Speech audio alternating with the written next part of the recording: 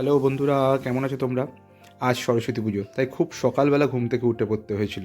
বলতে গেলে প্রায় 5:30টার মধ্যে ঘুম থেকে উঠেছি। উঠে স্নান টান করে তাড়াতাড়ি করে রেডি হয়ে মন্দিরে চলে এসেছিলাম অঞ্জলি দিতে। আমাদের বাড়ির সামনেই মন্দির, আর সেই মন্দিরে 6:30 থেকে 6:45টার মধ্যে ব্রাহ্মণ এসে গেছিলো পুজো করার জন্য।